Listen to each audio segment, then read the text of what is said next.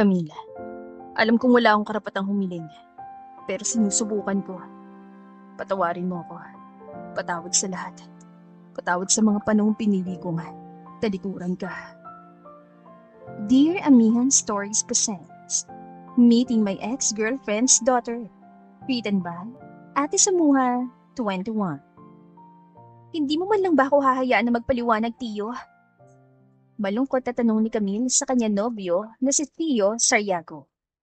Isa itong inhinyero na nagsisimula pa lang at nasa entry-level position, pero alam niyang malaki ang potensyal nito, lalo't matalino at masipag sa trabaho. Ano pa bang ipapaliwanag mo sa akin, Camille? Paikuti mo na naman bang ulo ko? Hindi pa ba sapat ang nalaman ko na ginagamit mo lang ako para humigalan sa pera? Camille, minahal kita dahil akala ko mabuting tao ka. Akala ko hindi ka magagamit. Pero kung sino-sino na pala nakarelasyon mo para lang hututan sila ng pera.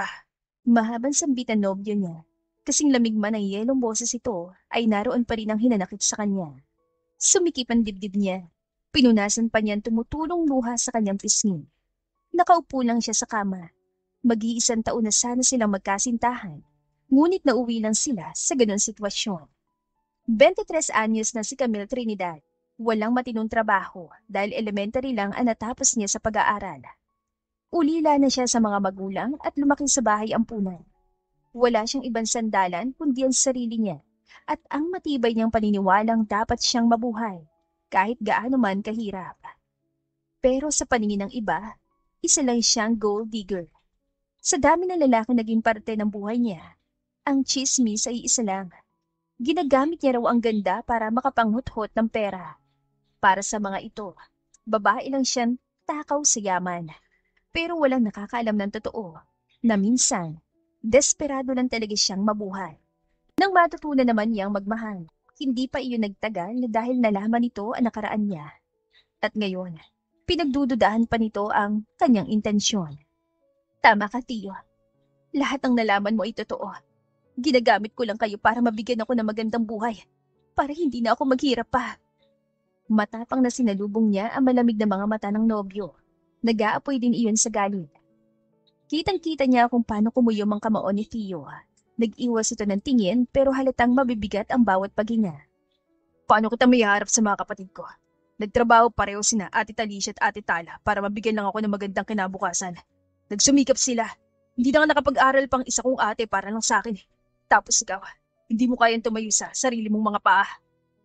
Napayuko siya. Mas lalo lang sumikip ang kanyang dibdib. Pakiramdam nga niya ay may matalim na bumaon sa kanyang puso dahil sa mga katagang lumabas sa bibig na lalaking mahal niya. Sunod-sunod ang patak ng kanyang mga luha. Nakikipaghiwalay ka ba sa akin dahil sa nalaman mo? O nahihiya kang ipakilala ako sa mga kapatid mo dahil hindi ko sila kayang pantayan kahit pareho lang ang estado natin sa buhay? Mahina niyang tanong. Halos hindi na lumabas ang kanyang boses. Nagalo-halo ng emosyon sa kanyang dibdib. Pareho. Tipid na sagot ni Tio. Pero hindi ba ako pwedeng magbago, Tio? Hindi ko ba pwedeng itama ang mga pagkakamali ko? Nag-angat siya ng ulo. Hinarap niya ulit ito. Wala na siyang pakialam pa kung makikita nito ang mga luha niya. Sana nga kayang itama ang mga pagkakamali ng isang tao. Pero hindi mo na yung mababago pa. Nangyari na kami na. Tugon nito. Sorry. Ganito lang ako. Yun lang ang naisip kong solusyon sa mga problema ko. Ang kumapit sa inyo. Pero Tio, mahal kita. Sambit niya na may kasamang paghikbi. May kung ano na nga rin ang bumara sa kanya na lamunan. Hindi ko alam, Camila. Naguguluhan na rin ako sa totoo mong nararamdaman. Sa ngayon, hindi ko pa rin kayang paniwalaan ka. Pananumbat nito, alam niyang wala na siyang pwede pang idahilan. Kapag nasaktan ng isang tao, maging ang tiwala nito ay mawawala na rin. Kaya kahit ano pang paliwanag ni Camille, ay hindi na nito pakikinggan pa. Lilipat ulit ako sa bahay namin. Kung gusto mo magstay pa rito sa apartment, sige lang. Ngunit hindi ko nababayaran ng renta. It's time for you to get a job, Camille. You need to learn how to survive on your own. Seryoso nito'ng sabi. Matunog na sinarapan nito ang zipper ng duffel bag. Iiwan na nga siya nito matapos malaman ang naging buhay niya bago pa sila nito nagkakilala. Isang taon ang tanda niya kay Tio Saryago, pero tila mas malawak ang pangunawa nito at mas malalim ang pananaw sa buhay. Tahimik itong tao, may mabuting puso at likas ang pagiging magalang. Mahabang pasensya sa kanya na nobyo at ramdam naman niya na mahal siya nito. Pero dumating din ang araw na napatunayan niya kahit ang pinakamabait na tao ay napupuno rin. Tumayo siya bago pa man ito makalabas sa apartment na tinutuluyan nila. To survive on my own, hindi pa ba ako nakasurvive sa lagay nito, Tiyo? Hinarap naman siya nito at nagsalita. Sa tulong ng mga lalaki mo, siguro nakasurvive ka nga. Umakbang siya palapit sa nobyo. Ito naman ang umatras. Kaya napahinto siya. Umiiwas agad sa kanya si Tiyo. Can't you stay, Tiyo? Look, nagbabago na ako ngayon. Hindi na ako ang dating si Camille. Mahal kita. Tiyo, hindi mo ako pwedeng iwan na lang. Pagmamakaawan niya, gusto niyang humingi muna ng isa pang pagkakataon. Patunayan na nagbabagong buhay na siya sa piling nito. At bakit hindi? Camille, kahit mahal kita, hindi ko kukonsintihin na mga ginawa mo. Ni minsan hindi ka naging totoo sa akin. Kaya sapat na yun para iwan ka. Wika nito. Iyon ang definisyon ng pagmamahal nito sa kanya. Nalaman ng amaling ginawa niya noon, ay lahat ng kabutihan niya ay naglaho rin na parang bula. Pero Tiyo, buntis ako. Magkakabibi na tayo. Iiwan mo ako sa kalagayan ko to. Naiiyak niya ang tanong. Iyon ang huli niyang alas upang hindi na siya iwan pa ni Tiyo. Ngunit iyon din pala ang dahilan kung bakit mas lalo itong magagalit sa kanya. Alam ko na yan ang susunod mong sasabihin, Camila. Pero hindi mo na ako manloko ngayon. Malamig na sabi nito. Dumukot ito ng pera sa wallet. Humakbang palapit sa kanya at ibinigay ang pera. Mahigpit siyang kumapit sa braso nito. Tiyo, wag mo namang gawin sa akin to. Bigyan mo naman ako ng second chance. Pakiusap, hindi ko kaya mawala ka sa akin, Tiyo. Mahal kita eh. Hinawakan nito ang kamay niya nakakapit pa rin sa braso nito. Nanghina lang siya ng unti-unti nitong tinanggal ang kanyang kamay. We're over, Camila. Pinalidad na pahayag nito. Tinalikuran ni siya at kahit tinawag pa niya ito ay hindi na siya nilingon pa. Susundan pa sana niya ang binata nang makaramdam siya ng pagkahilo at parang umiikot ang paningin niya. Napahawak siya sa kanyang ulo at parang kandila na nauupo sa napasalampak na lang siya sa sahig. Kasunod ang pagkirot sa kanyang puson. Alam niyang delikado iyon kung magpapadala siya sa emosyon. Pagapang siya lumapit sa mesa upang kumuha na maiinom. May pitcher ng tubig doon at baso. Nagsalin siya ng tubig saka uminom. Hindi nga lang nabawasan ang bigat sa kanyang dibdib. 10,000 ang ibinigay sa kanya ni Tiyo, ngunit hindi niya alam kung paano iyon gagamitin. Gulong-gulo na ang isip niya, nasasaktan din siya dahil hindi siya kayang ipaglaban ng binata. Sa lahat ng sinabi nito ay mas masakit ang malaman na hindi niya kayang pantayan ng mga kapatid nito na nagsusumikap. Pero ganoon din naman siya. Nagsumikap din siya sa ibang paraan. Napatingala siya, tumutulo pa rin ang mga luha niya. Kung ganito lang pala ang buhay na ibibigay mo sa akin. Sana, hindi mo na ako hinayaan pang mabuhay. Ayoko na. Suko na ako. Gusto ko na magpahinga. Pagod na ako. Tanging hagulgol lang ni Camille ang maririnig sa apat na sulok ng silid na yon. Wala na siyang pakialam pa kung may makakarinig sa pag-iyak niya. Ang gusto niya lang ay ilabas ang sama ng loob niya. Nanatili pa siya roon ng 1 linggo. Nagbabaka sakali na balikan siya ni Tiyo. Sinusubukan niya ring tawagan ito. Ngunit nakablock na yata ang number niya. Dahil hindi na niya ito makontak o kaya naman ay nagpalitan ng numero. Nang maaalala niyang nagdadalang tao siya ay sakalang siya nakapagpasya na aalis na. Wala naman siya magagawa pa. Malinaw na tuldukan na ni Tiyo ang kanilang relasyon. Pagod na rin siya maghintay sa wala. Nag-impake na siya ng mga gamit. Dinala niya lang ang mga damit niya na mula sa bahay ampunan. Ang naiwan ay mga pinamili ni Theo sa kanya. Bago siya umalis, ay pinasadahan pa niya ng tingin ng kwarto kung saan ilang buwan din sila nagsama ng lalaking mahal niya. Naging masaya naman siya sa piling nito. Siguro nga hindi lang silang para sa isa't isa. Paglabas niya ay saktong naabutan niya ang landlady. Nang makita siya nito ay agad-agad siya nilapitan. Camille, sigurado ka ba na aalis na kayo rito? Lilipat kayo ng nobyo mo? Usisa ng ginang na ikinailing niya. Break na po kami. Fever naman po, Madam Ja. Nakangiting inabot niya ang puting sobre. Nagtatakang kinuha naman nito ang sobre. Pakibigay naman po kay Tio ang sobre na ito. At saka po, ito pala. Ibinaba na muna niya ang bagahe niya at hinubad ang singsing. Promise ring lang iyon. Isang pangako na hindi siya iiwan ng binata at nasa kanya ang puso nito. Ngunit ngayon, pati iyon ay tinangay na ng hangin. Iha. Pumipiyok pang boses ng Gina. Ibinabalik ko na rin po ang puso niya, Madam Jia. Para kung okay na siya, pwede na po siya magmahal ng iba. Higitan po sana ng babae yun ang pagmamahal ko kay Tio. Mahaba niyang wika. Kahit nadudurog ang puso niya, ay nagawa pa rin niyang umiti. Dahil nagawa niya ring tanggapin na ang relasyon nila ni Tio ay hanggang doon na lang. May mga gamit pa po sa loob. Kung gusto po ninyo, ibenta niyo na lang ang mga yon. Sige po, mauna na ako. Kinuha na niya ulit ang bag niya sa sahig. Nagmano pa siya sa ginang at tuluyan na siyang umalis sa lugar na yon. Kahit walang-wala siya ngayon, ay alam pa rin niya kung saan siya pwedeng pumunta. Doon mismo sa bahay ampunan. Lumaki siya sa San Vicente Home for Children sa Tagaytay, isang lugar na may tanawin ng kabundukan. Pagdating niya pa lang doon ay tila alam ni Mother Superior na darating siya. Nakangiti agad dito sa kanya at ibinuka mga bisig. May pakiramdam ako na darating ka, anak. Malambing na sabi nito. Nang nasa bisig na siya nito ay mahigpit niya itong niyakap. Magiging pabigat na muna ho ako sa inyo, Mother Superior. Sa loob ng 9 na buwan. Humihikbing sambit niya. Hindi nagsalita ang punong madre na nagpalaki sa kanya. Hinagod lang nito ang kanyang likod. Lagi mong tatandaan na lahat ng ito ay may dahilan kami. Iyon lang ang sinabi nito sa kanya. Ipinagkatiwala na muna niya sa may kapan ang lahat ng bigat na kanyang pinapasan. Kaya ni Camille na lampasan ang lahat ng problema. Alam niyang wala siyang ibang aasahan kundi ang sarili niya. Kaya pinili niyang ayusin ang buhay niya para sa sarili at sa baby niya. 10 taon ang mabilis na lumipas. Tahimik na pinagmamasdan ni Tio Sariago ang mga pamangkin na naglalaro sa hardin ng bahay nila. Weekend ngayon, nakaschedule na family day nila. Ang kanyang mga ate ay may kanya-kanya ng pamilya, pero nasa iisang village pa rin sila. Sa kasalukuyan ay 33 years old na siya. Successful na at may magandang career. Subalit hanggang ngayon ay hindi pa siya nagkakaroon ng sariling pamilya.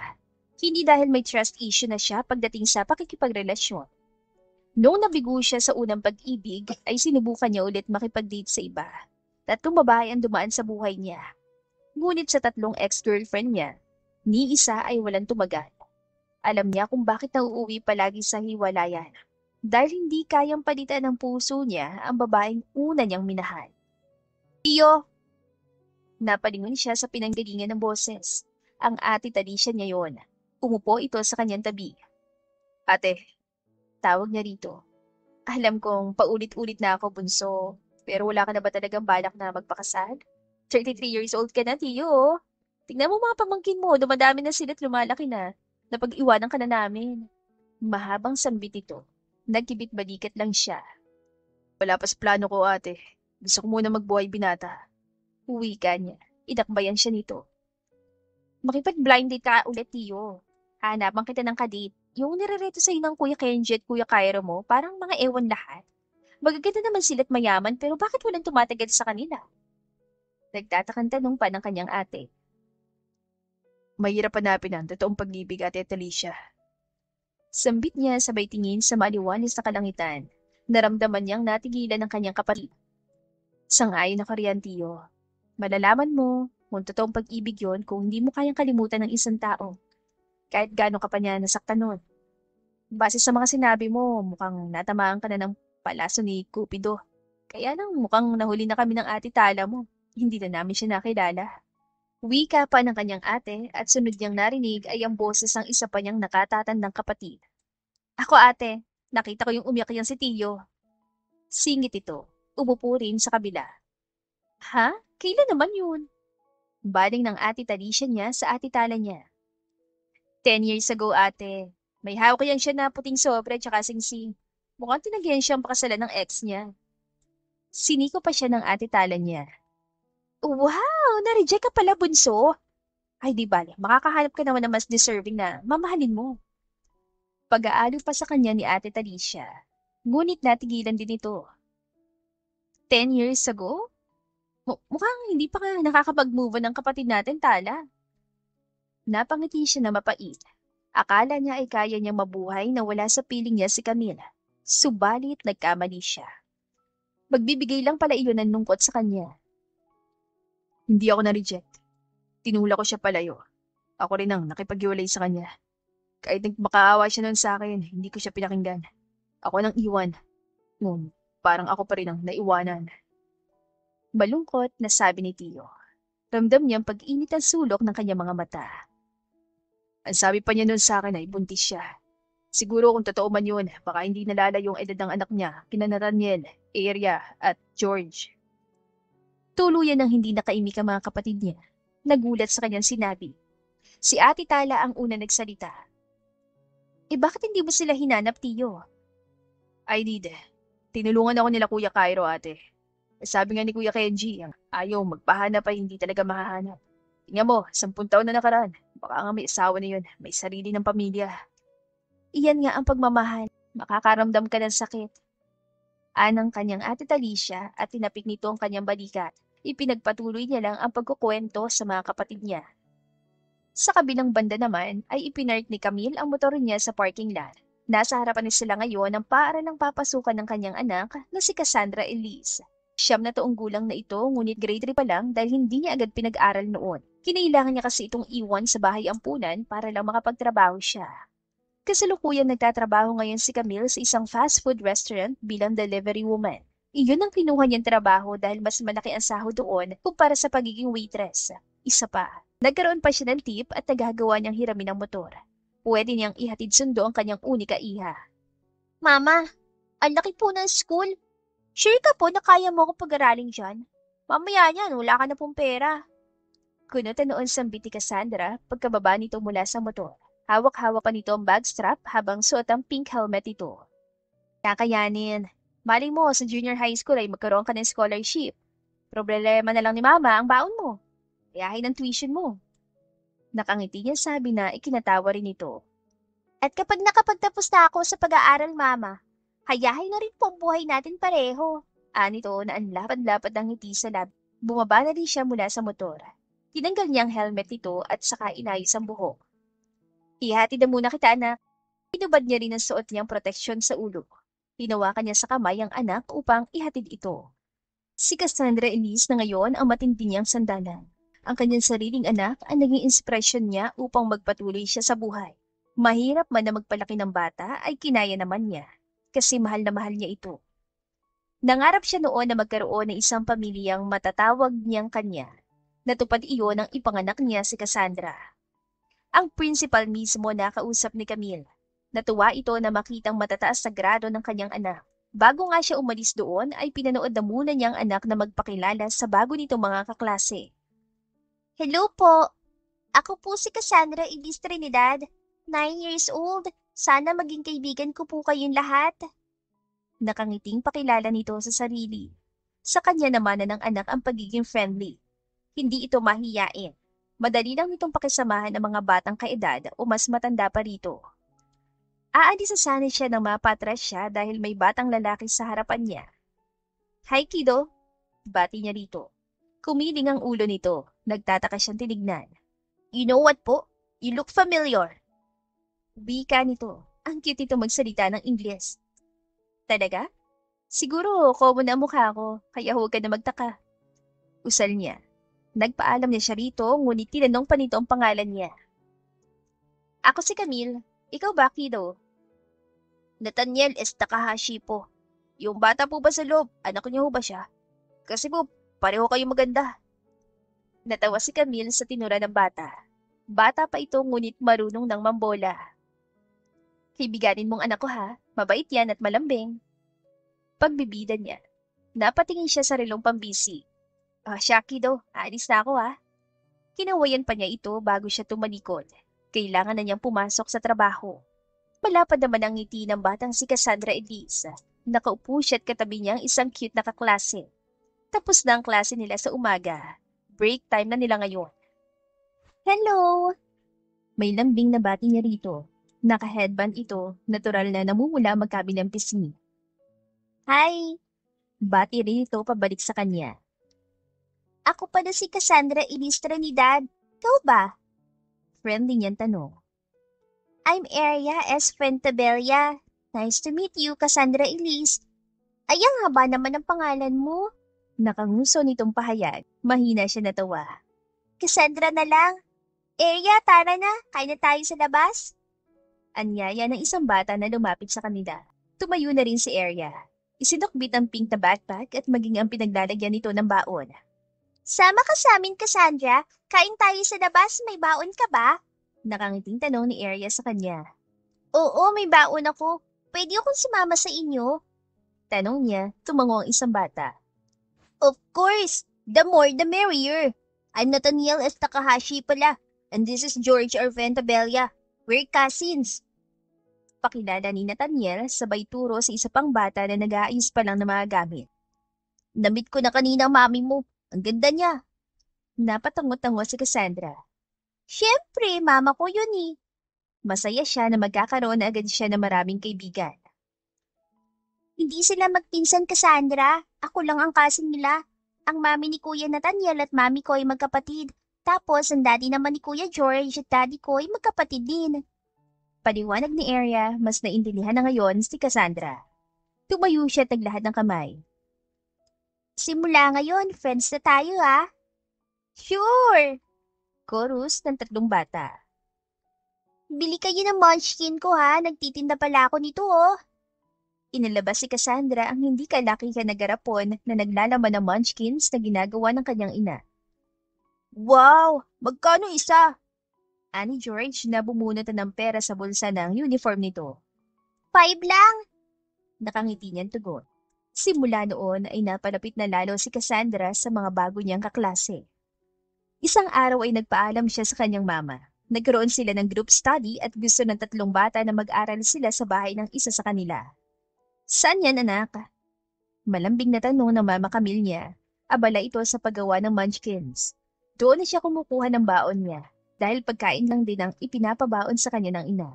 Doon po sa bahay ni Nathaniel, mama. Secure naman daw po ang village nila. Tsaka po malapit din daw yun sa school namin. Pero susunduin po kami ng daddy nila. Paliwanag niya sa ina, nag-angat ang tingin ng mama niya. Alam kong hindi kita matutulungan sa mga assignment mo, anak. Mas matalino ka sa akin eh. Ngunit hindi ba pwedeng dito ka na lang sa bahay mag-aral? Malambing na suwestyon nito. Nasa mga mata nito ang pagsusumamo. Alam ng batang si Cassandra na hindi sanay ang mama niya na sumasama siya sa ibang tao na hindi nila kilala. Mababait naman po sila, mami. Ibibigay ko po sa inyong address. Kabisado ko po yung contact number mo. Pwede rin po na kausapin mo mami nila. Pakiusapan niya. Gustong-gusto niya talagang sumama sa mga kaibigan. Napabuntong hininga ang mama niya.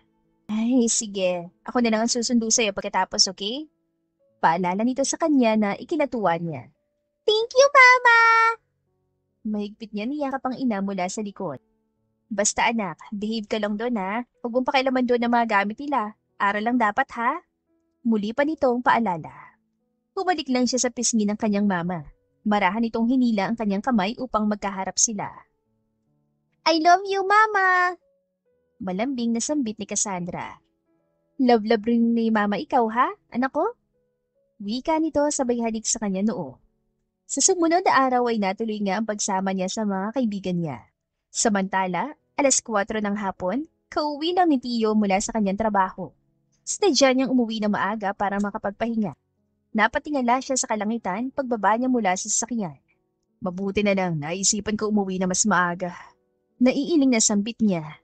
Binuksan niya ang tarangkahan ng bahay na hanggang baywang niya lang ang taas. Simula nang nagkapamilya ng dalawa niyang ate ay mag-isa na lang siya sa bahay. Pero paminsan-minsan ay nakikitulog ang mga ito doon. Hindi pa siya nakakapasok sa loob nang marinig na niya ang malakas na tawanan ng mga pamangkin niya. Nakangiting pumasok na siya. Kumpleto nga ang mga bubuwit. Nang makita rin siya ng mga ito ay nag-unahan sa paglapit sa kanya upang magmano. Napatingin naman siya sa isang batang babae na lumapit sa bintana. Sumampa ito sa upuan dahil may kataasan ito. Mula sa bintana ay makikita nito ang kanilang hardin. Nang tumingin siya sa labas ay nagsimula ng dumilim ang kalangitan. Nagbabadya na nga ang malakas na ulan. Malungkot na nakatingin lang doon ang bata. Hindi alam ni Tio kung bakit nakaramdam siya ng kirot sa kanyang dibdib. Tiyo, nakauwi ka na pala. Nilingon niya ang ate Talisha niya. Kalalabas lang nito mula sa kusina. Kasunod nito ang isa pa niyang ate. Nagpa-deliver kami ng pagkain. Magluluto pa sana kami kaso baka sunduin na mamaya si Cassandra ng mama niya. Paliwanag ni Tala sabay sulyap din sa bata. Cassandra, are you okay, baby? Bakit mukha kang malungkot? Bumaba na ang bata. Lumapit sa kanila at isa sa mga pamangkin niya nagsalita. Cassandra, siya pala yung tito-tiyo namin. Nagtama ang mga mata nila ng bata. Kasunod doon ang mabilis na pintig ng puso niya. Bata lang naman ang kaharap niya, ngunit kakaiba ang kanyang nararamdaman na tila nasasabik siya na yakapin ito na mahigpit. Tila may nararamdaman siyang kahungkagan sa puso, ngunit hindi niya yon maipaliwanag. Hello po! Ako po si Cassandra Elise. Mahinang sambit ang bata na halata sa boses ang malungkot. Ang ikinabigla pa niya ay ang pagmamano nito sa kanya. Hindi niya yon inaasahan. Cassandra, masama bang pakiramdam mo? Bakit parang namumutla ka? Nag-aalalang tanong ni Talisha. Ibinaba na muna ni Tio ang dala niyang laptop bag sa center table. Parang ayaw niyang iiwas ang tingin sa bata. Pakiramdam niya ay may koneksyon siya rito. Naglakad siya palapit sa water dispenser at kumuha ng tubig at ibinigay iyon kay Cassandra. Uminom ka muna ng tubig. Anya, napatitig pa ito sa kanya. Kinuha naman ito ang paper cup at nagpasalamat. Pinaupo na ito ng ate niya. Sunod na tumabi rito ang mga pamangkin niya. Narinig na nila ang malakas na patak ng ulan sa bubong ng kanilang bahay. At mas natulala si Cassandra. Cassandra, takot ka ba sa ulan, baby? Tanong ni Tala, umiling ang bata. Hindi po. Nag-aalala lang po ako sa mama ko. Parang gusto ko na pong umuwi sa kanya. Pero alam kong wala pa po siya sa bahay namin eh. Nakayukon sambit ito. Nasundan ng tingin ni Tio ang kamay nitong pinipisil ang mga daliri. Nasa trabaho ang mama mo. Eh di mas maganda na dito ka na muna sa amin. Nakangiting pahayag ni Talisha sabay haplos sa pisngi ng bata. Nauulanan po kasi siya kapag nagtatrabaho siya, tita. Nagdi-deliver po siya ng pagkain na in-order ng customer nila. Paliwanag nito. Alam ni Tio na hindi lang siya naantig sa kwento nito, maging ang mga kapatid niya. Kung ganun, mag-isa ka lang sa bahay ninyo kapag nasa trabaho ang mama mo. Nasaan ang papa mo, Cassandra? Hindi niya napigilan na mag-usisa. Umiling lang ito at bumuntong hininga. Alam na nila ang kasagutan, kaya hindi na sila nag-usisa pa. Lumaki po ako sa bahay ampunan doon po sa Tagaytay. Si mama po ay nagtatrabaho dito sa Maynila. Madalas naman po siyang umuwi. Gusto lang po ni Mother Superior na mag-aral ako dito. Ayos lang naman po kahit naiiwan ako sa apartment namin kasi kasama ko naman po yung mama ko. Basta po huwag lang umulan. Nalulungkot po kasi ako. Minsan umuwi po siya na basang-basa na. Pagkukwento nito, tumutulo na ang luha at napapasinghot na rin ito. Heto, kainin mo muna ang munchkin mo, Cassandra. Ako na magbabayad nito. Anang kanya nakatatandang kapatid na si Talisha. Humingi rin ng mga pamangkin niya. Huminga siya ng malalim. Muli niyang dinampot ang laptop bag saka siya pumanik sa kanyang kwarto. Habang nagbibihis siya ay hindi mawala sa isip niyang imahe ng bata. Parang may kamukha ito. Hindi niya lang matukoy kung sino. Nasa loob siya ng walk-in closet nang naulinigan niya ang mahihinang boses ni Nathaniel at Eric. Engineer kasi si Tito Cassandra, kaya marami siyang mini layout ang bahay kahit hindi naman siya architect. Boses iyon ni Arya. Napangiti siya sa kakulitan nito. Binuksan niya ang pinto at dahan-dahan na lumabas. 5 bata pala ang nasa loob. Ang anak ng ate Talisha niya ay nakadapa sa kanyang kama. Ang ganda. Gusto kong hawakan pero sabi ng mama ko bawal akong mangialam ng gamit na hindi sa akin. Sabi nito. Hindi na mukhang malungkot si Cassandra. Kids, what are you doing here? Tanong niya sa mga bubuit. Bigla ay napatakbo ang 4 na bata sa pinto. Narinig pa niya na bumungisngi sa mga ito. Tinawag si Cassandra para lumabas, ngunit nagpaiwan ito. Nanatili ito nakatayo sa harapan ng bedside table niya. Naglakad siya palapit dito. Picture frame ang tinitignan ng bata.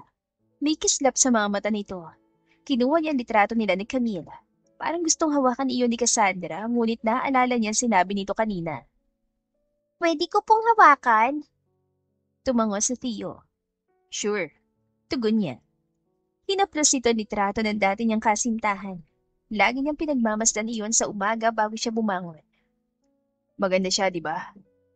Nakangiti niyang tanong dito. Sobra po, sagot nito, sinabayan pa ng pagtango. Kapag uwan ay tiniligan siya nito ng may pagtataka. Ibinalik na nito sa kanya ang picture frame. Ilalapag na sana niya yun ulit sa kinalalagyan na magsalita ulit ang bata. Alam mo po, kamukha po siya ng mama ko. Kamukhang kamukha po siya ng babae sa picture. Natuod sa kanyang kinatatayuan si Theo. Wala sa sariling napatingin din siya sa litrato ni Camille. Doon niya lang napagtanto na kung sinong kamukha ng batang kaharap niya ngayon. Dahan-dahan niya itong nilingon. Napasingap siya. Sa pagkabigla ay muntik na siyang mawala ng balanse. Para na rin niyang nakita ang mini version ng ex-girlfriend niya. What's your name again, kid? Tanong niya rito. Cassandra Elise lang ang binanggit ito, hindi ang buong pangalan. Cassandra Elise Trinidad po. Halos sumabog ang kanyang dibdib sa lakas ng tibok niyon. Ang mama mo ay si Camille Trinidad. This time ay si Cassandra naman ang napasinghap sa gulat. Kilala mo po ang mama ko? Siya nga po si Camille Trinidad. Sagot nito. Nag-init ang sulok ng mga mata ni Theo. Hindi niya alam kung bakit ganoon ang reaksyon niya. Napahakbang siya palapit kay Cassandra. May tatanong pa sana siya nang bumukas ang pinto. Ang kanyang ate Tala ang naroon. Cassandra, nandiyan na pala ang mama mo. Siya pala nag-deliver ng pagkain na in-order namin. Sabi mo sa mama mo na sumilong muna rito ha. Malakas kasi ang ulan sa labas eh. Masaya lumabas ito. At para makumpirma niya kung totoong si Camilang mama nito ay lumabas din siya. Napahinto siya na makita ang babaeng nakatayo malapit sa pinto. Nakasuot ito ng itim na raincoat at sombrero. Nakayakap si Cassandra sa baywang nito. Nanuyo ang lalamunan niya. Hindi siya agad nakagalaw. Hindi siya pwedeng magkamali. Kahit natatakpan ng bahagya ang mukha, kabisado niya ang tindig. Ang paraan ng pagiti, ang presensyang matagal na niyang hinahanap. Camille, pasok ka! Anyaya ni Talisha.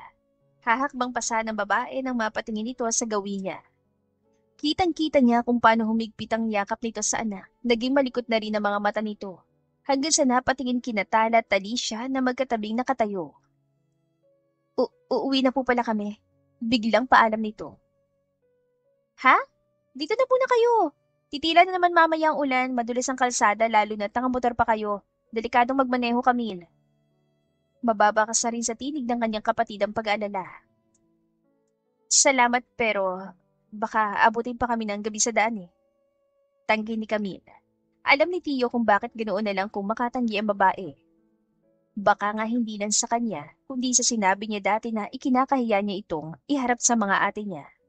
Ngayon, mas lalo niyang pinagsisihan ng mga katagang lumabas sa bibig niya 10 years ago. Sige, kung ayaw mo na talaga magpigil pa, Camille. O ang mabuti pa ay ihatid na lang namin kayo. Tio, hindi na natapos si Talisha sasabihin na sumabad si Camille. Salamat na lang po ulit. Ngunit ayoko pong maabala pa kayo, Mama. Sanay na po ako magmaneho ng motor kahit madulas ang kalsada. Tara na anak, magpaalam ka na sa mga kaibigan mo. Uwi na tayo. Marahan na utos ito sa anak. Babay po, uwi na po kami. Paalam ng bata sa bayuko pa. Kapag kuha na sinuutan na nito ng raincoat at sombrero ang anak. Nathaniel, akin ang payong anak. Ihatid ko sila sa labas. Sambit ni Talisha. Hindi na nakalis pa sa kinatatayuan niya si Theo. Nang makita na sakay na sa motor ang mag-ina, ay nagmamadali siyang lumabas ng bahay. Theo, saan ka pupunta? Hindi na niya pinansin pa ang kapatid niya. Sumakay na siya sa kanyang sasakyan at sinundan ng dati niyang kasintahan, kasama ang anak nito. Kinakapos siya ng hininga sa tuwing nakikita ang mga ito sa kalagitnaan ng ulan. Hindi na gumamit ng payong dahil alam niyang mas delikado kapag humawak pa noon. Mahigpit ang kapit ni Cassandra sa baywang ng ina mula sa likuran. Maingat naman itong magmaneho. Kung totoo man ang sinabi nito dati, ibig sabihin ay sa loob ng 10 taon ay hinayaan niyang mag-isang buhay nito ang kanilang anak. Naalala niya kung ano sinabi niya noon kay Camille. It's time to get a job, Camille. You need to learn how to survive on your own. Ngayon, sigurado siya kung anong klaseng sakripisyo ang ginawa nito kay Cassandra. Patunay na nakikita niya ngayon. Isa pa'y nakita niya rin kung paano naawa ang bata sa ina kapag daw umuulan na. Nakasunod lang siya sa likuran ng mga ito. Duman pa sa fast food restaurant bago tuluyang umuwi sa apartment na tinutuluyan ng mga ito. Nang makitang madilim na sa labas, ay nagpa siya na rin siyang umuwi. Hindi niya nang inaasahan na naroon pa ang mga ate niya. Halatang kanina pa siyang hinihintay. Ang bilis mo kanina, Tio, para kami hinahabol. Sabi ni Talisha, nakahalokip pa ito. Sumabad si Tala mula sa sofa. Hindi ka man na nagpaalam sa amin. Ano nangyari, Tio? Saan ka nagpunta? Huminga siya ng malalim bago sumagot. Ay, yung babae kanina. Si Camille yun. She's my ex-girlfriend. Nagkatinginan ang dalawang ate niya. Camille na ex mo 10 years ago? Tanong ni Tala, tila hindi makapaniwala. Parang nauupos na kandilang napaupo si Talisha. Kung ganon, si Cassandra, anak mo siya, Tio? Sabi mo, buntis siya noon. Hindi ko pa alam, ate. Hindi naman talaga ako sigurado noon kung ako ba talaga nga man ang batang dinadala niya. Galit na galit ako noon. Hirap na hirap akong paniwalaan siya. Marahan na sambit niya. Pero sigurado ako na anak mo siya, Tio. Kaya palang gan-gan ang loob ko sa batang yon. Alam mo ba kung anong ginawa ko kanina? Niyakap ko siya. Oh my God! Naiyak na lang ang kanyang kapatid at iyon ang naabutan ng asawa nito. Mabilis na dinaluhan ito ng asawa. What's wrong? Tanong naman ng asawa ng ate Tala niya. Yung kaibigan ng mga bata si Cassandra, may hinala si ate Talisha na baka anak ni Tio ang bata. Anang ate Tala niya. Wait, nahanap mo na si Camille Trinidad, Tio? Tinahuan niya lang ang bayaw. Mukhang naunahan mong private investigator ko. But don't worry, ako na bahala sa DNA test. May kaibigan ako makakatulong sa atin. Sample lang ang kailangan natin. Pero nakita na niya si Tio. Baka nga hindi na nun pasamahin sa mga batang anak niya. Nababahalan sa bititada. Maski si Tio ay iyon din ang iniisip. Ngunit hindi pa ba sapat na dahilan ang nararamdaman niya kanina? Ang tila lukso ng dugo. Pero kailangan pa rin nilang makasiguro. Marami namang paraan. Ang una niyang gagawin ay kausapin si Camille. Sa kabilang banda ay tahimik si Camille habang abala sa pagtitimpla ng gatas sa kusina. Basa pang buhok niya at nakasampay ang jacket sa sandalan ng silya. Katatapos lang niyang paliguan ng anak matapos itong mabasa ng ulan sa pag-uwi nila mula sa bahay ng mga kaibigan nito. Ramdam pa rin niya ang lamig sa balat. Pero mas daman niya ang malakas sa kabog ng dibdib niya sa mga huling pangyayari. Hindi pa rin siya makapaniwala. Muli sila nagkita ng ex-boyfriend niya. Saglit lang nagtama ang kanilang mga mata, ngunit sapat na para guluhin ang isip niya. Ang ekspresyon sa mukha nito na magtagpo ang mga mata nila, tila pareho silang nagulat, parehong hindi handa. Pilit niyang ibinabalik ang atensyon sa anak na nasa kwarto. Pero hindi maalis sa isip niya ang mga mata ni Tio. Parang may gusto itong sabihin. O baka siya lang ang umaasa na mayroon pa. Bumabalik lang sa kanyang alaala ang mga masasakit na salitang binitiwan nito noon. Ngayon, kaya ko nang patunayan na kaya kong Tio. Kaya kong tumayo sa sarili kong mga paa. Maliban nga sa sarili ko, nagawa ko rin buhay ng munti kong prinsesa. Naiiling na sabi niya. Narinig niyang bumukas ang pinto ng kwarto. Magkadikit lang kasi ang sala at kusina nila. Mabilis niyang tinapos ang ginagawa at ngumiti na makita ang batang papalapit. Halika na, uminom ka muna ng gatas. Anya sa anak. Thank you po sa gatas, Mama. Malambing na sabi nito. Pinanood niya lang ito dahan-dahan na uminom ng gatas. Nakalagay pa ang tuwalya sa balikat nito. Basa pa ng kaunti ang buhok. Masarap? Tanong niya. Tumango ang bata sabay sipol gamit ang straw. Anak, sino yung mga babae kanina? Sina Tita Talisha at Tita Tala po.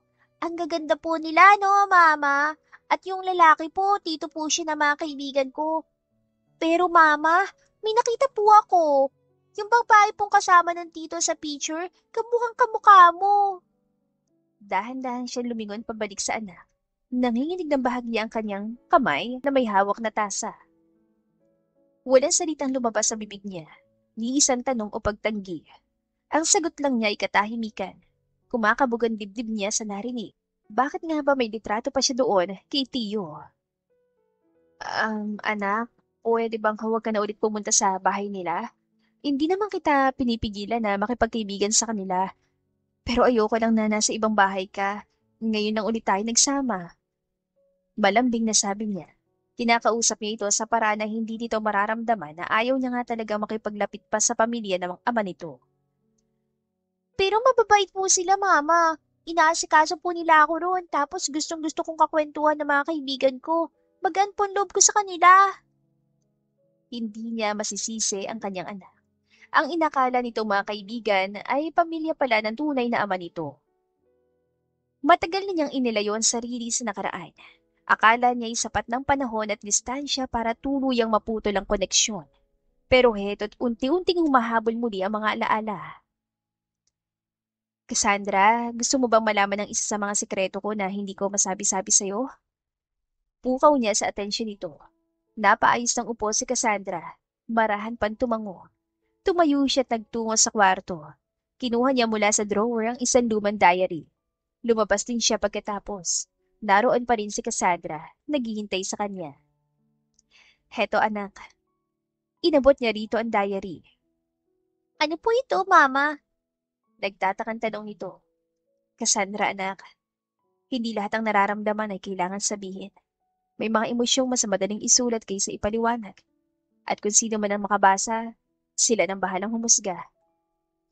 Umawang ang labi nito kapag kuwan ay dinala sa dibdib ang kanyang lumang diary. Babasahin ko po ito, Mama. Masayang bulalas ito. Nagluto na lang siya ng hapunan nila. Maaga ulit papasok sa eskwelahan ang anak niya kinabukasan, kaya kailangan maaga rin itong makatulog. Ngunit hindi niya inaasahan na magigising siya kinabukasan na maririnig ang hikbi ni Cassandra. Hindi niya kailangan magtanong. Nang buklatin niyang isang pahina ng diary, ay litrato nila ni Theo ang nakasingit doon. Siya nga po yung papa ko, Mama. Sorry po kung makulit ako dahil gusto ko pa po silang makasama. Hindi ko naman po alam na mga pinsan ko pala sila. Niyakap niya lang ang anak. Hinalikan pa niya ito sa noo. Hindi ko ipagkakait sa iyo na makilala mo tunay mong ama-anak. Oo, mga pinsan na tita mo sila. Pero hindi ibig sabihin yun na kabilang tayo sa mundo nila. Tayo ang pamilya, Cassandra. Hindi mo kailangan hanapin pa kung saan ka nabibilang. Isa kang Trinidad at sapat na iyon. Pagkatapos sa mahabang yakap, bahagyang umatras si Camille upang haplusin ang pisngi ng anak. Ramdam niyang may bumigat sa dibdib ni Cassandra, pero hindi niya ito pinilit magsalita pa. Sige na anak, maligo ka muna ha? Malumanay niya sabi habang inaayos ang buhok ng bata. Ako naman ay maghahanda ng almusal natin. Tumango si Cassandra bago tuluyang pumasok sa banyo at lumingon pa ito. Pritong itlog po ulit, Mama. Ngumiti si Camille. Oo, at sinangag. Yung paborito mong may maraming bawang. Ngumiti lang ito. Naiwan siya sa kwarto. Saglit siya napatingin sa litrato nila ni Theo. Sinara na niya ang lumang diary at tuluyan na rin bumangon. Kinahapunan, bitbit ni Camille ang insulated bag habang maingat na naglalakad papunta sa gate ng bahay. Napabuntong hininga siya na makita kung kaninong bahay yun. Isa lang iyon sa mga nasa listahan ng delivery niya ngayong araw. Nag-doorbell siya at maya-maya ay tumambad sa kanya si Theo. Hindi agad nakakilos si Camille, maging si Theo na nanatiling nakatitig sa kanya. Pareho silang hindi handa sa ganoon tagpo. Pero naroon na, wala nang atrasan. Good morning po, delivery po sir. Anya, pilit pinanatiling professional ang tono. Pero hindi niya maitatago ang bahagyang panginginig ng kamay habang iniaabot ang order nito. Camila, pwede ba tayo mag-usap na muna? Tanong nito, baka sa mukha na desperado nga itong makausap siya. Napangti siya, pero mapait. Hindi niya kayang itago ang sakit na muling umusbong sa puso niya. Akala niya ay okay na siya, pero ngayong kaharap na niya ulit si Theo, dama niya ulit ang bigat na nakaraan. Kunin niyo na lang pong order niyo, sir. Sagot niya ng formal. Pilit na pinanatiling kalmado ang boses. Paid na po ito sa app. Walang salitang kinuha ni Theo ang insulated bag mula sa kamay niya. Saglit pa itong tumitig sa kanya pero wala nang nasabi. Tumalikod na si Camille at naglakad palayo. Ni hindi na siya lumingon pa. Kinabukasan ay tahimik na naghihintay si Theo sa waiting area ng school. Maaga siyang dumating para sunduin ang mga pamangkin niya. Nagboluntaryo lang siya upang makita niya si Cassandra. Nang lumingon siya sa kaliwa, hindi niya inaasahang makikita si Camille sa kabilang upuan. Hawak nito ang dalawang helmet sa kandungan habang ang mga mata ay nakatingin sa gate. Halatang hindi siya napansin. Para ba nakatutok lang ito sa paglabas ng anak? Camille. Nagtama ang mga mata nila. Hindi mapagkakaila na maganda pa rin ito. Kaya nang ay kapansin-pansin ang pamamayat nito. Marahil ay dahil sa trabaho. Iniabot niya ang calling card dito. Tinitigan lang yun ni Camille. Please, bigyan mo ko ng pagkakataon na makausap ka. Malinaw mo sinabi noon na, tapos na tayo. Huwag na sana nating ungkatin pa nakaraan, Tiyo. Uwi ka nito. Hindi tinanggap ang ibinibigay niyang calling card. Paglabas ng mga estudyante ay tumayo si Camille hanggang sa makita nila pareho ang 5 bata. Tito! Ikaw po pala ang sundo namin! Masayang bulalas ni Arya at yumakap sa kanyang baywang. Ngumiti lang siya sa kahinaplos ang buhok nito. Napatingin si Theo kay Cassandra. Napansin niya kasi ang pagtingin nito sa kanya. Parang may nais itong itanong ngunit hindi kayang sabihin. Napansin din iyon ni Camille. Cassandra, umuwi na tayo anak. Mahina nitong tawag sa bata. Nagpaalam naman na mag-iina bago sila tinalikuran. Iyon na ang kabayaran sa hindi niya pagtitiwala noon. Ang mawala ng karapatang makitang lumaki ang anak niyan si Cassandra dahil siya mismo ang nagtulak palayo sa ina nito. Tito, umuwi na po tayo. Anyaya sa kanya ni Nathaniel. Nauna na nga ito nagtungo sa kanilang sasakyan niyang nakapark. Kaninang umaga ay ang ate niya at ang asawa nito naghatid sa mga bata. Ang mga ito na raw ang bahala sa sampol na kukunin kay Cassandra. Nagtagumpay naman ang mga ito, kaya pag-uwi niya ay siya naman ang kinuhanan. 1 linggo pa lumipas, sinisika pa rin niyang mapalapit kay Camila. Minsan ay nahahalata niyang naiinis na ito sa kanya, ngunit ginagawa niya lahat para pagbigyan siya nito. Tio, the results are ready. Sabi ng kanyang bayaw na si Cairo. Tumango siya kahit ramdam niyang mabilis sa tibok ng kanyang puso. Tahimik siyang umupo habang iniaabot sa kanyang envelope. Hindi na siya nag-atubili. Pinunot niya ang gilid at kinuha ang papel sa loob. Result. 99.99% probability of paternity. Sambit niya. Napahawak siya sa noo. Ilan segundo siyang tulala bago dahan-dahang bumuntong hininga. Walang ibang salita sa isip niya. Anak ko nga si Cassandra, Kuya Cairo. Inago sa kanya ng ate niyang sobre at binasa na kasulat. Gumawa ka na ng paraan, Tiyo. Lumalaki ng anak mo. Huwag mo sayangan ang pagkakataon na ito. Wika sa kanya ni Tada. Naihilamos niya 2 pala. Gusto kong balikan na nakaraan. Ayusin ang lahat. At tanggapin si Camille at ang buong pagkatao niya. Pero naunahan ako ng galit. At sa isang iglap, nasayang ang pagkakataong dapat ay pinili ko siya. Mahinang sambit niya. Nakarinig naman sila ng pangbusina mula sa labas. Nakauwi na galing sa eskwelahan ng mga bata. Nagulat sila kung sinong pumasok sa loob. Cassandra. Tawag niya sa anak. Iniabot ni Cassandra ang isang makapal na diary. Medyo luma na at may nakasulat na pangalan sa takip kay Camillon. Sa'yo na po ito. Mahina nitong sabi. Kinuha iyon ni Theo nang may pag-aalinlangan. Ang diary na yon ay nakita niyang sinusulatan dati ni Camille at sa tamang panahon daw ay ibibigay iyon sa kanya. Umawang ang labi niya sa realisasyon. Bago pa siya makapag-react ay niyakap na siya ng bata. Oh, Papa! Nanigas si Theo. Hindi agad siya nakagalaw. Hindi rin siya makapaniwala sa narinig. Ano? Sinabi mo? Tanong niyang halos pabulong. Papa! Ulit ni Cassandra. Mahigpit pa rin ang yakap sa kanya. Alam ko pong kayo ang papa ko.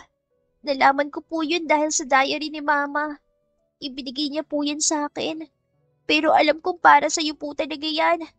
Sabi po ng mama ko, hindi lahat ng nararamdaman ay kailangan sabihin.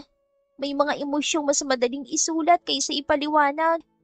At kung sino man ang makabasa, Sila na pong bahalang humusga. Bumuntong hininga siya. Inilayo ang bagya si Cassandra upang magkaharap sila. Bakit ngayon mo lang sinabi ito sa akin, anak? Napayuko si Cassandra. Ayoko rin pong pangunahan ng mama ko. Matagal ko nang pinatawad ang mama mo, Cassandra. Sambit niya. Ikinulong sa mga palad niya ang magkabila nitong pisngi. Lumuluha na rin pala ito. Pero ako, mukhang hindi niya kayang patawarin. Muli niyang ikinulong sa mga bisig niyang kanyang anak. Umiiyak siya kahit nanonood sa kanila mga kapatid at pamangkin niya. Natuwa mga bata sa kaalaman na pinsan pala ng mga ito si Cassandra. Samantala, katatapos lang ni Camille sa isa na naman delivery. Bitbit pa niya ang thermal bag habang palabas ang fast food restaurant. Walang kamalay-malay na may paparating sa kanya. Sa isang iglap, naramdaman na lang niyang may mga bisig na yumakap sa kanya mula sa likod. Nagulat siya at napalingon. Tiyo, mahinang sambit niya, nanlalaki ang mga mata. Unti-unting bumitiw si Theo sa yakap at humarap sa kanya. At sa harap ng maraming tao, sa gitna ng maingay na lugar, isang bagay ang ginawa nitong hindi inaasahan ni Camille. Lumuhod ito sa harap niya. Take me back. Nauutal na sabi ni Theo. Camila, alam kong wala akong karapatang humiling. Pero sinusubukan ko. Patawarin mo ako. Patawad sa lahat. Patawad sa mga panahong pinili kong talikuran ka. Namutla si Camila. Ramdam niya ang titig ng mga tao sa paligid. Ang bulungan, pero mas malakas ang tibok ng puso niya. Hindi ko ito ginagawa dahil sa anak natin. Hindi rin dahil sa guilt. Ginagawa ko ito dahil mahal pa rin kita. Patuloy ni Theo habang nakaluhod. Tinitignan siya na parang siya na lang ang taong natitira sa mundo. Nanginginig ang kamay niya. Hindi siya makapagsalita. Sa dami ng tanong sa isipan niya, isa lang ang malinaw. Gusto nitong bumalik sa piling niya. Pero handa na ba siyang muli itong tanggapin sa buhay niya? Tumayo ka, Theo. Seryosong sambit niya. Ipinakita niya na walang ekspresyon ang kanyang mukha. Camila. Sambit nito sa pangalan niya. Pilit niyang tinatanggal ang mga braso nito sa kanyang baywang. Tiyo, ano ba? Nakakaya sa mga taong ginagawa mo. Asik niya rito, ngunit umiling lang ito. Take me back please, Camila. Pagmamakaawa nito, mariin siya napapikit. Hindi mo ako madadala sa mga pakiusap mo, Tiyo. Ngayon, alam mo na ang pakiramdam kung paano magmakaawa. Pero kayang-kaya kong gawin yun sa'yo. Dobling sakit ang ibinigay mo sa akin nun. Pilit ko na yung kinakalimutan kaya huwag mo nang ipaalala pa yun sa akin. Malamig na sabi niya. Nagawa niya itong itulak kaya napasalampak na ito sa sahig. Nang tinalikuran niya ito ay narinig pa niyang paghikbi ni Theo. Ang paulit-ulit na pagsusumamo nito. Pero nagbingi-bingihan siya. Napaka-unfair nito kung tutuusin. Noon nagmakaawa rin siya. Hindi naman siya nito pinakinggan at iniwan siya ng tuluyan. Kahit pa sinabi niya noong mga panahong iyon na buntis siya. Tapos ngayon, magmamakaawa ito na tanggapin niya ito sa buhay niya ng ganun-ganun lang. Nagmamadali na niya sinuot ang helmet at sumakay sa motor. Hindi na niya tinignan pa si Theo. Tuluyan na siyang umalis sa lugar na iyon. Diretso siyang umuwi sa apartment nila. Akala nga niya hindi na siya ulit iiyak pa ng dahilan sa lalaki. Ngunit nagkamali siya. Nahimasmasan lang siya na marinig ang pagbukas ng pinto. Doon niya lang naaalala na hindi pala niya nasundo si Cassandra. Nagpaalam ito kaninang umaga na sasama sa mga pinsan after school. Good afternoon po, Mama! Masayang bati sa kanya ng anak. May dala itong isang paper bag. Nakita niyang may nakalapag din sa sahig. Nagmano sa kanya si Cassandra. Nakangiting hinaplos niya ang buhok nito. Napansin niya ang namumugto nito mga mata. Iginiya niya paupo ang anak. Masaya ka ba, Cassandra? May lambing niyang tanong. Opo, Mama. Nagpakilala na po ako sa papa ko. Sorry po kung naging selfish ako. Anito sa mababang tono. Yumuko pa ito. Sinapu niya magkabilang pisngi ng bata. Okay lang, anak. Basta masaya ka. Masaya na rin si Mama.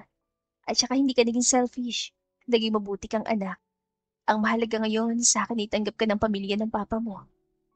Pag-aalo niya kay Cassandra. Sabi ko nga po mababait sila. Pinag-shopping po ako ng mga damit at sapatos ng dalawa ko pong tita, Mama. Tapos si Papa po, binigyan niya po ako ng mga gamit ko sa school. Mama, alam na po yata ni Papa kung sino ko bago pa man po ako nagpakilala sa kanya. Pagkukwento ni Cassandra, nginitian niya lang ang anak. Mahal kita, anak. Hindi na kita pipigilan sa gusto mo na makasama sila.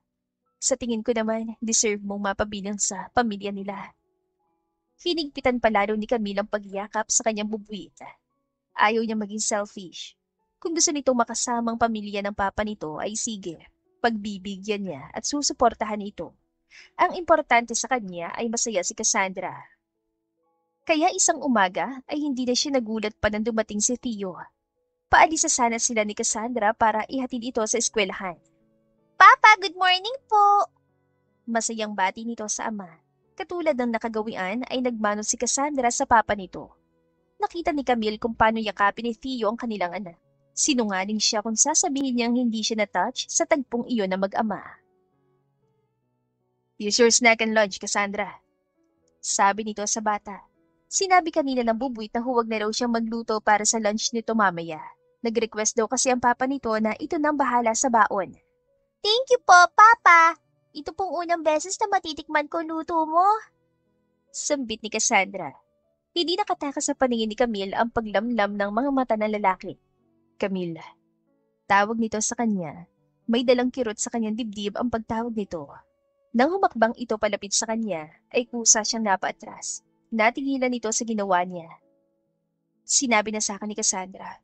Sa umaga, ako lang maghahatid sa kanya sa school. Ikaw ang susundo. Dahil sasama siya sa mga pinsan niya sa bahay ninyo. Ihahatid mo siya sa akin ng 5:00 ng hapon. Pwede mo siyang sunduin sa Saturday.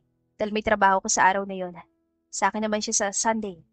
Ayos na ako sa ganun setup. Walang problema sa akin. Mahabang sambit niya. Pinag-isipan na rin niya ang ganun setup. What about us, Camila? Namamaos ang boses nito. We're over. Sabi mo yan sa akin 10 years ago, Theo. Kung may nag-uugnay man sa atin, ay si Cassandra lang. Ibuhos mo na lang sa kanyang buo mong atensyon. Huwag sa akin. Mahinahon na sabi niya. Sinuotan niya ang helmet sa ulo. Camille, gusto ko makabawi sa'yo. Kaya sana hayaan mo kung ligawan ka. Ayusin natin to. Nagsusumamang sambit nito. Tinignan lang niya si Cassandra. Tahimik lang ito. Nakakapit sa braso ng ama ngunit nakayuko. Binalingan niya ulit sa Theo. Wala ka nang mapapala sa akin, Theo. Malaki na si Cassandra. Matalinong bata siya. Alam niya ang sitwasyon natin. Huwag na nating ipilit ang mga bagay na hindi na pwede. Huwag na nating subukang ayusin ang relasyong may lamat na. Oo, madaling magpatawad. Pero mahirap kalimutan ang sakit. Maaaring maghilom ang sugat sa paglipas ng panahon. Pero hindi ang alaala. At kapag naalala ko, babalang ulit ang sakit. Camila. Nakakatawa lang na parang nakikita niya ulit ang lalaking minahal niya na nangakong hindi siya sasaktan. Ngunit hindi niya siya magpapadala pa sa nararamdaman niya. Huwag kang mag-alala. Hindi ko ipagkakait sa iyong karapatan mo kay Cassandra. Hati na lang tayo ng sustento sa kanya. Hindi ko man kayang pantayan ang kayamanan ng pamilya ninyo. At least, kaya kong mapakain ng 3 o 4 na beses ang anak ko. May pinaguhugutan ng bawat salitang lumalabas sa kanyang bibig, dahilan ng pagyuko nito. Inaya na niya si Cassandra na pumasok sa school. Nagpaalam lang ito sa ama saka sila umalis. Ganoon lagi ang routine nila araw-araw. May mga pagkakataon na sinusubukan siyang kausapin ni Theo, subalit na natiling matigas ang kanyang puso. Nang magkaroon ng family day, ay hindi siya nakatanggi sa anak. Inimbitahan nito ang ama. Wala naman siyang puso kung ipagtutulakan niya palayo si Theo dahil iyon ang unang beses na sumama sa mga ganitong event si Cassandra. Nasa gitna nila si Cassandra. Sinusuotan silang dalawa ng hand-crocheted yarn bracelets. Alam niyo po, Mama, Papa, unique po itong ginawa ko. Kasi may pangalan natin. Sambit ito. Napatingin siya sa tinutukoy nitong pangalan. Napangiti siya. Mama C ang nakaborda roon. Ang ganda nito, anak. Komento niya. Salamat po. Kay Papa naman po ay Papa T. Tapos po yung akin po. Nakayuko ang bata. Hindi nila namalaya na magbubungguan pala ng kanilang ulo ni Theo. Pareho sila napadaing at humingi ng pasensya. Bumingsingis lang si Cassandra. Ate Cassandra! Kapwa naman sila napatingin sa pinanggalingan ng boses na yun. Ate na ang tawag ng mga pinsan ng anak niya dahil 1 taon daw ang tanda nito. Napatayo ang anak niya, kaya silang dalawa na lang ni Theo ang naiwan sa upuan. Bigla tuloy siya nakaramdam ng pagkaina. Theo, Camille! Tawag ng panganay ng kapatid na lalaki. Napilitan tuloy siyang kausapin ng mga ito. Magandang araw po, ma'am. Magalang na bati niya rito. Masyado ka naman formal sa akin, Camille. Huwag mo na akong tawagin ganoon, Ate Talisha na lang. Since mas matanda naman ako sa'yo, di ba? Marahan pa nitong tinabik ang kanyang balikan. Ako si Talisha Sariago Takahashi. Ito naman ang asawa ko, si Kenji Takahashi. Binati naman siya ng asawa nito na may kargang batang babae. Panganay namin si Christopher, tapos si Nathaniel na classmate ni Cassandra, si Ariel at ang bunso namin si Celestine. Dagdag pang sabi ni Talisha. Sumingit naman ang isang kapatid ni Theo. Hi Camille! Ako naman si Tada Sariago Fentabella. Siya si Cairo Fentabella, tatay ng mga anak ko. Yung kambal ay sina Tyro at Elira, si Arya ang bunso namin. Yung isang lalaki ron ay kapatid ng asawa ko. Hindi alam ni Camille kung bakit nagpapakilala sa kanya mga ito, ngunit pinakisamahan na lang niya. Nice meeting you. Nakangiti niya sa nakipagkamay na rin siya sa mga ito. Hindi nagtagal ay nagsimula ng palaro.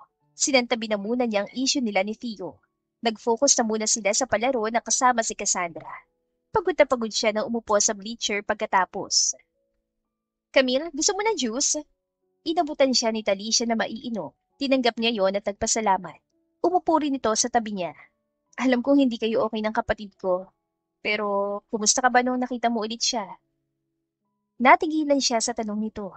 Inalala ang nararamdaman niya na makita niya nga uli si Theo. Napatingin tuloy siya sa direksyon ng mag-ama. Nakikita niyang nagtatawanan ng mga ito. Okay lang po. Nauutal niya ang sagot. Yung puso mo. Naramdaman pa niya ang pagsulyap nito sa kanya. Alam ko na nangyari sa inyo ng kapatid ko. Hindi kita masisisi kung bakit hanggang ngayon ay galit ka pa rin sa kanya. Hindi na ako galit sa kanya. Mahina lang ang pagkakasabi niya, ngunit sapat na upang marinig dito. Okay, hindi ka nagalit sa kanya. Pero may takot ka pa rin sa puso mo. Malaking sugat ang iniwan ni Theo sa'yo. Kaya natatakot ka na muling pagkatiwalaan siya.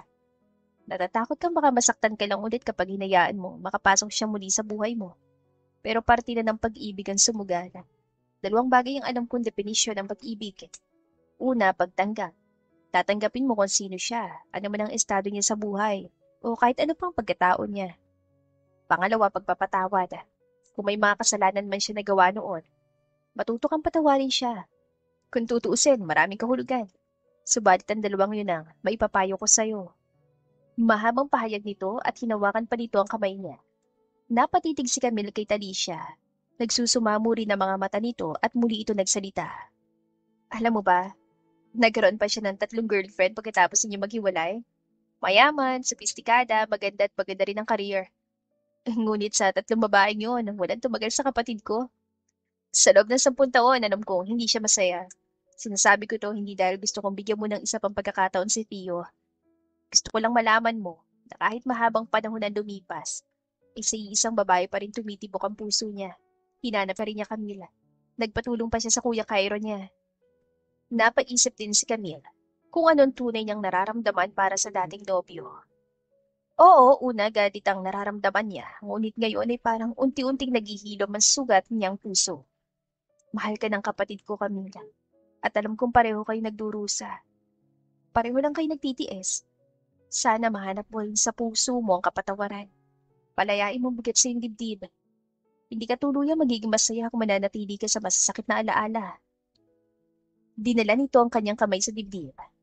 Damhin mo. Walang masama kung susundin mo ulit ang binubulong ng puso mo. Kung siya pa rin ang itinitibok niyan, yun, subukan mo sugalan kasi ngayon. Alam niyo na kung saan kayo nagkamali at hindi na ninyo iyon ulit gagawin. Natapos na ang palaro. Paulit-ulit pa rin niya naririnig ang mga salitang iyon ni Talisha. Si Theo ang nagatid sa kanila sa apartment at isang gabi lang ay nakapagpasya siya. Sinunod niya ang payo ni Talisha. Sabado ng umaga, naghahanda ng agahan si Theo. Mamaya pa niya susunduin ang kanyang anak. Sa totoo lang, ayos na rin siya sa naging setup nila. Kaya lang medyo masakit pa rin sa parte ng puso niya na hindi na siya mapapatawad pa ng ina ng kanyang anak. Anak, dito ka na lang. Hintayin mo na lang ang papa mo na makababa. Natigilan sa kanyang ginagawa si Theo na marinig niya ang boses ng babaeng mahal niya. Mama, baka po nasa kusina si Papa. Maaga po kasi tayong pumunta dito. Baka po sa ganitong oras ay nagluluto ng breakfast ang Papa ko. Sunod ay ang boses ni Cassandra. Binigyan niya ng susi ang bata para kapag sumama ito sa mga pinsan at nasa trabaho siya ay pwede itong pumasok sa bahay niya. Bahay na rin ng anak niya. Cassandra, teka lang muna anak. Napalingon siya sa pinto at pumasok na nga roon ang mag-ina niya. Sabi ko na nga ba nandito si Papa? Sigaw ni Cassandra. Binitiwan nito ang kamay ng ina. Dali-dali siya nitong nilapitan at niyakap sa baywang. Papa, kasama ko po si Mama. Gusto niyo raw po kayo makausap? Napatingin siya kay Camila. Doon niya nang napansin na nakusot ito ng floral dress. Matagal na rin mula noong huli niya itong nakita nagsuot ng bestida. Kaya literal na buminis ang pintig ng puso niya. Sorry kung pumasok na kami. Hindi ko alam na may spare key pala si Cassandra. Nahihiyan sambit ito. Nag-iwas pa ng tingin. It's okay. Welcome naman kayo sa bahay ko. Kumain na ba kayo, Cassandra? Baling niya sa anak na hanggang ngayon ay nakayaka pa rin sa kanya. Hindi pa po, Papa. Mahina nito sa sagot. Maupo na muna kayo. Maghahain lang ako. Ipinaghila pa niya ito ng mga upuan at kasunod ay binalingan niya si Camila. Salamat. Sambit ito na makaupo na rin. Tiyo, maupo ka muna. Mag-usap tayo. Teka lang, titimplahan ko lang ng gatas si Cassandra. Mabilis sa kumilos si Tiyo. Nagtimpla siya ng gatas at pagkatapos ay nilapag niya iyon sa mesa. Umupo siya sa harap ni Camille. Diretsyon tingin pero may halong kaba. Ilang segundo pa naghari ang katahimikan hanggang sa napabuntong hininga si Camille. Buong gabi ako nag-isip, Tiyo. Halos hindi na nga ako nakatulog. Ang dami kong binalikan. Lahat ng sakit, lahat ng tanong. Pero alam mo kung ano yung tumatak sa akin? Yung sinabi ni Ate Talisha na kailangan kitang patawarin hindi dahil karapat-dapat ka, kundi dahil karapat-dapat ako makalaya sa bigat na nararamdaman ko. Nagtagpo ang mga mata nila ni Camila. Umawang ang labi niya dahil nakita niya ulit ang pagkislap sa mga mata nito. Camila. Pumiyok pa ang boses niya. Salamat sa paghihintay. Sa lahat ng sakit. Natutuhan ko rin na hindi lang ikaw may pagkukulang. Pareho tayo nasaktan. Pareho tayo may pagkakamali. At pareho rin tayo may karapatan magsimula ulit. Hindi ko sinasabing madali pero willing akong subukan. Nakangiting dagdag nito. May kung anong malambot na kamay ang humahaplo sa kanyang dibdib. Inabot ni Tiyo ang kamay nito. Salamat, Camila. Hindi ko ito sasayangin. Ang gusto ko lang, maging magulang tayo kay Cassandra. Kung anong meron sa atin, unti-unti nating ayusin. Hindi natin kailangang bumalik sa dati. May pagkakataon tayong ayusin na ngayon. Wika nito at pinisil din ang kanyang kamay. Hindi na niya napigilan pa. Tumayo siya at niyakap ito mula sa likod. Kiss! Kiss mo si Mama, Papa! Hirit ng bata. Tili ito ng tili. Pinagbigyan niya ang kahilingan ng anak. Masuyo niyang hinalikan ang labi ni Camille. Tumugon naman ito sa halik niya at pagkatapos ay naghiwalay din sila. Tumayo ito para yakapin siya. Naramdaman niya ang pag-alog ng balikat ni Camille. Maging siya ay naiiyak na rin. Camille, I'm sorry sa lahat ng kasalanan ko. Hindi kita hinayaang magsalita at hindi kita ipinaglaban nun. Umalis ako nang hindi man na sinusubukang intindihin ka. Ngayon, naiintindihan ko na kung gaano kalaki ang pagkukulang ko. Wala akong ibang hiling kundi makabawi. Hindi lang sa'yo, kundi pati sa anak natin. Umiiyak na sambit niya, mas sumigpit ang yakap niya rito. Ako rin po, payakap! Bulalas si Cassandra. Sumingit pa talaga ito sa gitna nila ni Camila. I love you, Camila. Bulong niya. Sinagot din siya nito. Sa nalaman na mahal pa rin siya nito ay parang sasabog na ang dibdib niya. I read your diary. Para talaga yun sa'yo. Anito at hinigpitan ang yakap sa kanya. Hindi nila inaakalang darating ang araw na yon kahit ang dami nilang pinagdaanan. Sa huli ay bumalik pa rin sila sa piling ng isa't isa. Nagsimula sa panliligaw si Theo. Gusto niya magsimula sa umpisa, sa tama. Kaya nang sagutin siya ni Camille, hindi na siya nagpatumpik-tumpik pa. Hindi pa man nagtatagal ang pagiging magkasintahan nila, ay agad na niya itong inalok ng kasal. Mainit-init na ang sikat ng araw, pero banayad pa rin ang simoy ng hangin sa harap ng bahay. Maaga pa, mga 8:00 lang ng umaga. Nakatayo si Theo sa hardin, suot ang puting t-shirt at shorts habang karga ang 1 buwang gulang nilang anak ni Camille. Pinapaarawan niya ang baby. "Good morning, little man." Pulong ni Theo habang kinikis-kis ng daliri niya ang pisngi ng anak. Naroon din sina Camille at Cassandra. Nasa isang maliit na mesa sa labas, nakalatag ang almusal na sinangag, itlog, hotdog at fresh orange juice. "Mahal, tama na yan. Halika na't kumain na ng agahan. Akin na muna si baby." Ani Camille. Bumalik ang tingin ni Theo sa anak nila. Dumampi ang konting hangin sa pisngi ng bata. Saka ito bahagyang umiti kahit nakapikit pa rin. "Abay, narinig mo yata ang boses ng mama mo kaya kang umiti." Komento niya, inilipat pa niya sa bisig ng asawa ang kanilang anak. Talaga po? Ngumiti si Baby Gio, Papa? Sumilip ang panganay nila sa nakababata nitong kapatid. "Oo naman anak." Malambing niyang tugon saka ito hinalikan sa pisngi. Bago siya umupo sa tabi nito, ay hinalikan pa niyang sentido ni Camille. Habang pinapanood ni Theo ang pamilya niya ay napapangiti siya. Ito na yon. Ito nang matagal niyang pinapangarap. Ang bumuo ng sariling pamilya kasamang babaeng mahal niya.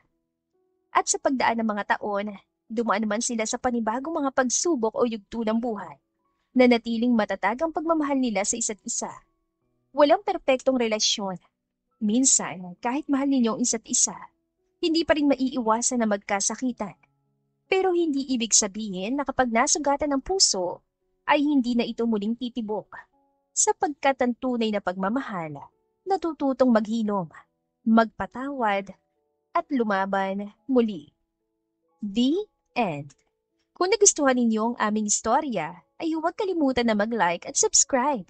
Mag-iingat po tayong lahat. To God be the highest glory.